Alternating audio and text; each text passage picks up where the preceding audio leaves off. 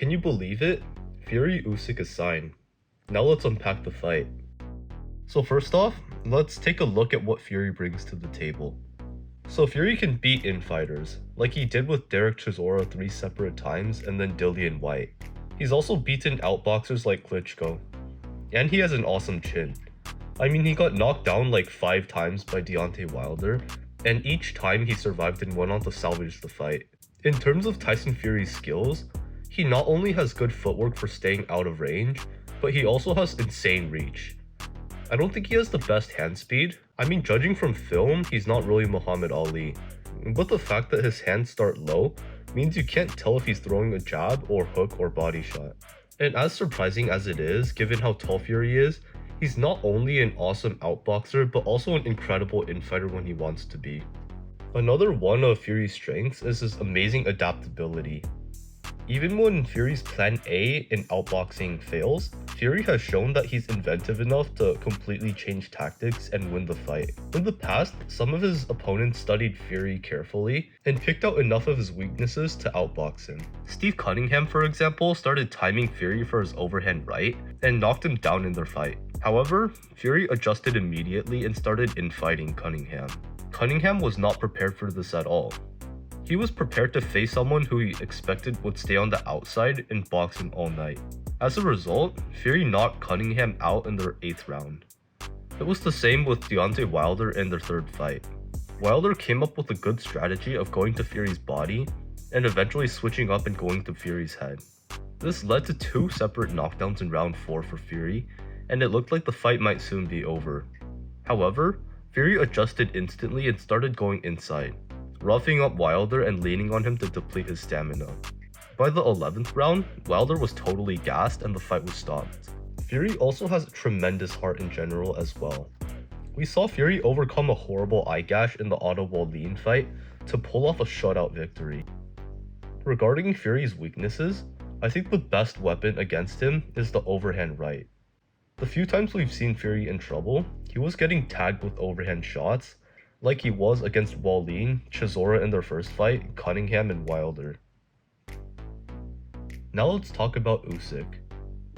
Usyk's known for being a really slick boxer. His basic strategy is to hit and not get hit, primarily through the use of footwork. He hops into range for a split second to throw 1 or 2 punches, and then instantly gets out of range so his opponents can't counterpunch him. Defensively, since Usyk moves around so much, he's really hard to pin down. And in the rare instance he does get caught, his hands are usually up to protect him from serious damage. A big part of Usyk's strategy is the mental game. His opponents really struggle to land anything on him, and you can see how it gets to them in their head. Boxers like Chisora, AJ, and even Dubois, they all had their clear moments of success against Usyk.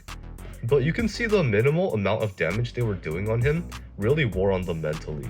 This made them more reckless in hopes of getting a big shot in, and they were open to making mistakes in which Usyk could score on them.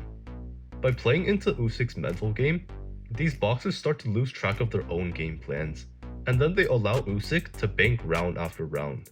And as they realize they won't win the match on points, they start getting even more reckless, and start throwing wild shots that don't land anywhere. Some of them will even give up, like how Dubois took knees in his fight with Usyk even though he wasn't even hurt badly. So you see why Usyk is so good. He sees boxing as a 12-round mental game where he gradually wears his opponents down to make mistakes. The only ways I can see Usyk getting beaten is 1, if he gets knocked out by a lucky shot, which is unlikely since he's so slick, and 2, if his opponent can stay patient and calm for the entire 48 minutes of a boxing match, which is a hard ask for anyone. There are some lingering doubts about Usyk though, before the upcoming fight with Fury. We don't know how Usyk would fare against an opponent with longer reach than him. It's important to note that even though Usyk is a former cruiserweight, he's never actually faced anyone with longer reach than him before. Even Anthony Joshua, who stood 3 inches taller than him, had basically the same reach as he did.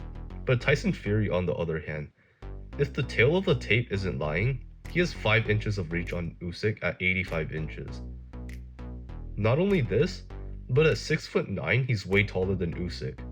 So the position of his shoulders should be in line with Usyk's face, so that only adds to Fury's reach advantage. Besides this, Fury also has stamina and is fast on his feet just like Usyk is. If I had to predict the fight, I would have to go with Fury on this one. Fury has more experience, is younger, stronger, and heavier, and also has a longer reach than Usyk. Another thing people don't consider is just how creative and adaptive Fury is. Fury just has so many tricks he can bring to the table. For example, Tyson Fury can capably box from orthodox or southpaw, and can box from the outside or brawl on the inside. So can Usyk prepare well enough for all the things Fury will show? That's a tough ask. Even if Usyk figures out how to outbox Fury, Fury might just start brawling Usyk like Derek Chisora did and maul him to death. But if Usyk can stay out of range of Fury's clinch, and also outbox Fury despite his extra reach on the outside, then I can see Usyk taking a decision.